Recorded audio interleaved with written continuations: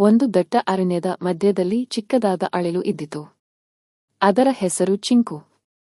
ಚಿಂಕು ಬಹಳ ಚುರುಕು, ಬುದ್ಧಿವಂತ ಹಾಗೂ ಉತ್ಸಾಹಿ ಪ್ರಾಣಿ. ಪ್ರತಿದಿನವೂ ಅದು ಹೊಸದೊಂದು ಜಾಗವನ್ನು ಹುಡುಕಿ ಅಲ್ಲಿ ಏನಾದರೂ ತಿನ್ನಲು ಏನಾದರೂ ಸಿಗುತ್ತದೆಯೇ ಎಂದು ನೋಡುತ್ತಿತ್ತು. ಒಂದು ದಿನದ ಸಂಜೆ ಚಿಂಕು ಅತ್ತ ಇತ್ತ ಓಡಾಡುತ್ತಾ ಹಣ್ಣುಗಳು ಕಡಿಮೆಯಾಗಿರುವುದನ್ನು ಗಮನಿಸಿತು.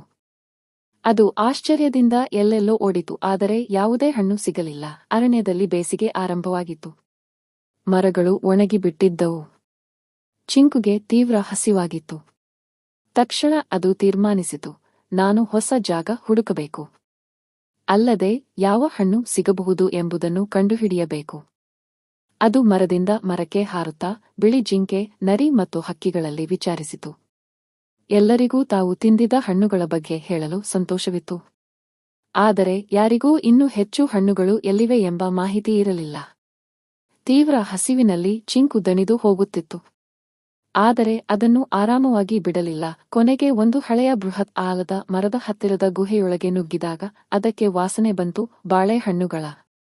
ಅದರ ಮೂಗು ಖುಷಿಯಿಂದ ನಗಿತು. ಚಿಂಕು ಒಳಗೆ ಹೋಗಿ ನೋಡಿದಾಗ ಗುಹೆಯೊಳಗೆ ಹಲವಾರು ಬಾಳೆಹಣ್ಣುಗಳು ಕೊಳೆಯದಂತೆ ಇಟ್ಟಿದ್ದವು. ಇದು ಬಹುಶಃ ಅರಣ್ಯದ ಹೆಬ್ಬಾವು ಅಥವಾ ಕಾಡು ಪ್ರಾಣಿಯ ಸಂಗ್ರಹವಾಗಿರಬಹುದು. ಆದರೂ ಹಸಿವಿಗೆ ಮಿತಿಯೇ ಇರಲಿಲ್ಲ.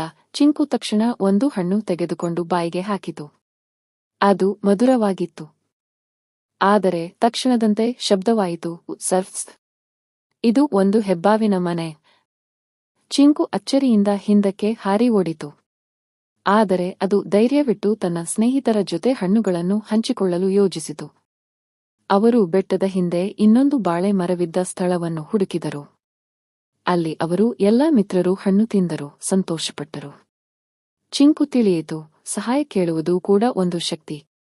ಮತ್ತು ಹುಟ್ಟಿದ ಚಿಂತನೆಯಿಂದ ಹಣ್ಣು ಸಿಕ್ಕಿರಲಿಲ್ಲ, ಆದರೆ ಧೈರ್ಯದಿಂದ, ಬುದ್ಧಿಯಿಂದ ಮತ್ತು ಸ್ನೇಹದಿಂದ ಅದು ಎಲ್ಲವನ್ನೂ ಸಾಧಿಸಿತು.